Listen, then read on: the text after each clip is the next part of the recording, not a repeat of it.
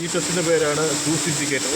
ഇതിൽ ഒരു ഫ്യൂസ്, ഒരു ഇൻഡിക്കേഷൻ, ഒരു 230 ബൾബ് വരും. ഇത് ലോഡായിട്ടാണ് ഉപയോഗിക്കുന്നത്.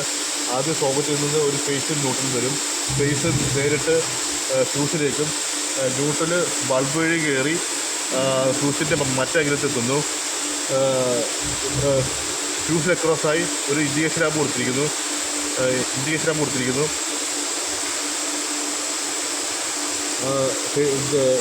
ഫേസ് ഫ്യൂസോടെ കയറി ബൾബിലേക്കും ന്യൂട്രൽ നേരിട്ട് പോകുന്നു. അങ്ങനെ ബൾബ് കത്തുന്നു. നമ്മൾ ഫ്യൂസ് പോകുമ്പോൾ ഈ ഇൻഡിക്കേഷൻ ലാമ്പ് കത്തണം. നമ്മൾ ഫ്യൂസ് വിടുക.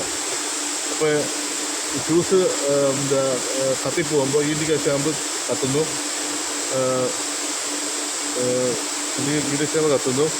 നമ്മൾ ഫ്യൂസ് തിരിച്ചിടുമ്പോൾ ഈ ഇൻഡിക്കേഷൻ ലാമ്പ് അണയുന്നു. അപ്പോൾ ലോഡായ ബൾബ് കത്തുന്നു. ഇതിന് കാരണം ഈ ഇൻഡിക്കേഷൻ ലാമ്പ് അണയാൻ കാരണം ഫ്യൂസിൻ്റെ രണ്ടഗ്രത്തും സ്പേസ് വരുന്നതുകൊണ്ടാണ്. ഈ മെത്തേഡ് പഴയകാല മെത്തേഡാണ്. പഴയകാല സർക്യൂട്ടാണ് ഈ മെത്തേഡ് ഉപയോഗിക്കുന്നത്.